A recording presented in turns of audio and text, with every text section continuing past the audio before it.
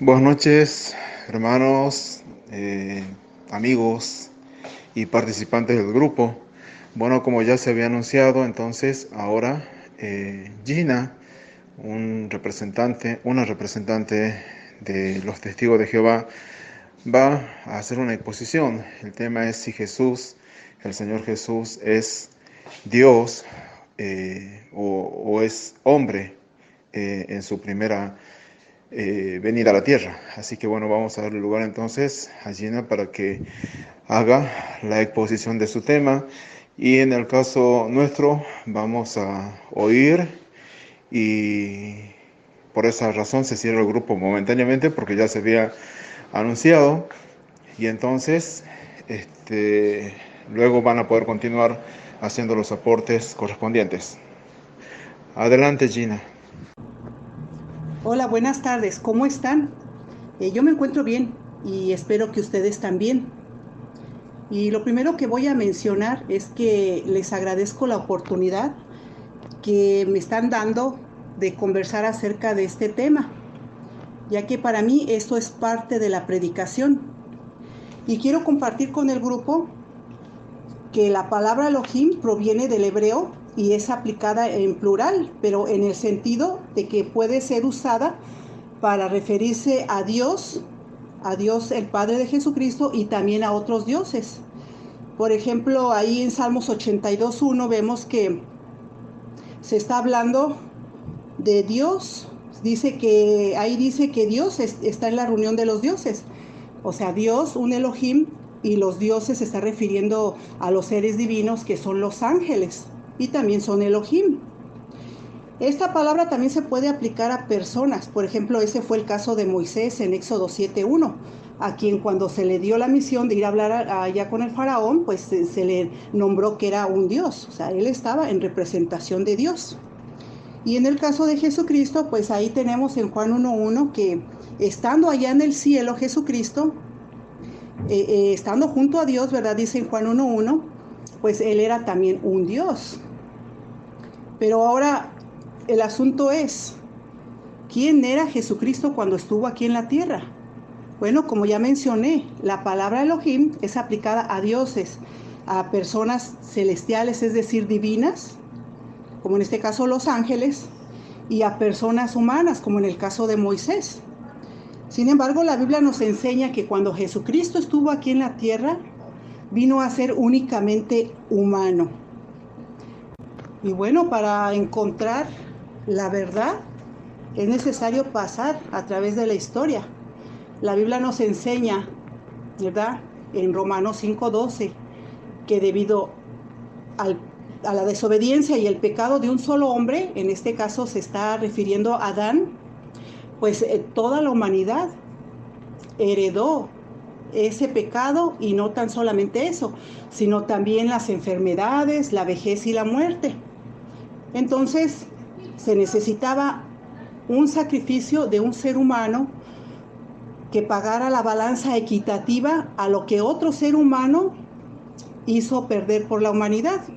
Entonces dice Juan 3:16 que tanto amó Dios al mundo que envió a su Hijo a dar la vida por la humanidad, o sea, para que todo aquel que en él crea sea salvo y obtenga la vida eterna. Sí, esa vida eterna que se perdió desde un principio con la desobediencia de Adán. Y bueno, para esto nos dice Hebreos 10:5, refiriéndose a las palabras de Jesucristo, ahí dice, me preparaste un cuerpo humano. ¿Por qué? Porque sabemos, ¿verdad?, que los ángeles pues son obedientes. No se ha sabido un versículo de la Biblia que ya haya muerto un ángel, ¿verdad? Entonces el ser humano muere debido a la desobediencia.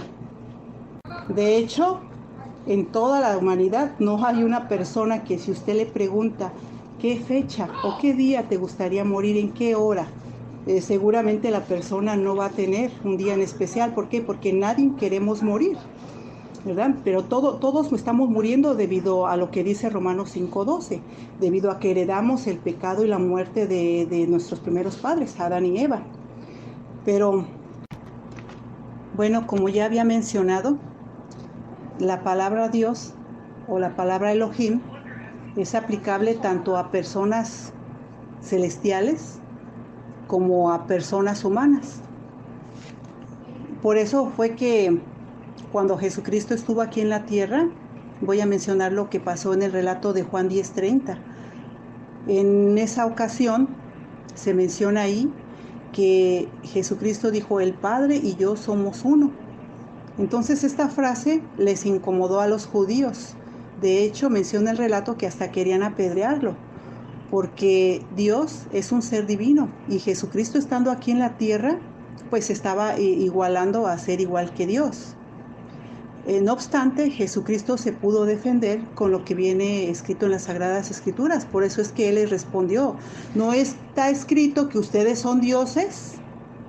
¿Por qué? Porque esta palabra es aplicable también a personas, por ejemplo, en el caso de los jueces, y como ya mencioné, se aplicó también a Moisés. Entonces, ya para que ellos entendieran bien el concepto de lo que Jesucristo estaba tratando de decir, Él dijo en el versículo 38 de ese mismo capítulo 10 de Juan, Él les aclaró mejor: el Padre está en unión conmigo y yo estoy en unión con Él. ¿Y qué quiere decir esto? Bueno, que se estaba refiriendo no a que eran una unidad como suelen ciertas doctrinas enseñar acerca de la unicidad, no, sino se estaba refiriendo a que eran unidos en el mismo propósito, tenían la misma mentalidad. Es por eso que nosotros leemos en Juan 17:5 que Jesucristo, después de haber sido resucitado, se menciona que en una oración le dijo a su Padre que le devolviera la gloria, es decir, la divinidad, o por decirlo así, el estilo de vida que tenía allá arriba antes de haber sido enviado aquí a la tierra. Y bueno, también aprovechando el espacio que me han dado, quiero comentar que pues ahora Jesucristo ya está otra vez en la posición de un Dios poderoso allá en el cielo, y al igual que todos los ángeles, porque los ángeles son poderosos. Y pues si queremos tener algún dato, pues podemos investigar, ¿verdad?, cómo es de que los ángeles han actuado en ciertas circunstancias, y pues han demostrado el poder que tienen. Jesucristo también tiene ese poder, porque Él mismo, ¿verdad?, dijo ahí en la Biblia: se me ha dado todo el poder, pero se le ha dado todo el poder necesario para arreglar las cosas que se salieron de control a un principio de la creación, de lo que ya mencioné, en la desobediencia del primer ser humano. Y bueno, pues también quiero compartir que mediante ese reino donde el Rey Jesucristo va a llevar la batuta como comandante, pues la humanidad se va a beneficiar de muchas cosas, porque como menciona Apocalipsis 21:3-5, pues se eliminarán los problemas que estamos viviendo en la actualidad, por ejemplo, las enfermedades, la vejez y la muerte.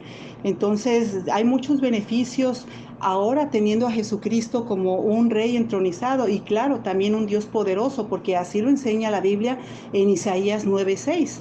Ahí esta es una profecía que está por cumplirse, ¿verdad? Dice que Dios puso a Jesucristo como rey de ese gobierno, y Él será llamado príncipe de paz. Y ahorita pues en la humanidad eso es lo que necesitamos paz, porque cuando no estamos en desacuerdo con las guerras, pues también surgen problemas como por ejemplo las enfermedades, el abastecimiento económico a veces también nos causa pues sufrimiento, la muerte de un ser querido. Entonces, ahora que Jesucristo ya no es humano, pues tiene todo el poder que le ha dado el Padre para solucionar los problemas de la humanidad. Y es que los humanos realmente no podemos solucionar los problemas de la humanidad, porque de hecho tenemos el relato desde el principio, ¿no?, cuando la nación de Israel era gobernada por Jehová Dios mediante los patriarcas. Menciona un relato de Primera de Samuel. Se nos dice que en aquella época el pueblo deseaba tener un gobernante o un rey como lo tenían las demás naciones. Pero aunque Samuel se oponía a ello, ¿verdad?, porque la nación de Israel era gobernada por Dios directamente, pues ellos insistían en que también querían tener un Dios. ¿Y qué nos dice la historia? Que pues no acabó muy bien, porque en este caso al que eligieron fue a Saúl, y pues todos sabemos la historia de Saúl. Pero ¿qué aprendemos de eso? Bueno, que pues como está escrito en Eclesiastés. En Eclesiastés 8:9 se menciona, ¿verdad?, que el hombre ha hecho del hombre para su propio beneficio. Entonces es necesario que ahora que Jesucristo ha sido nombrado el rey de ese reino, pues nos gobierne a la humanidad. Y pues por medio de él las personas tenemos una esperanza de un futuro mejor.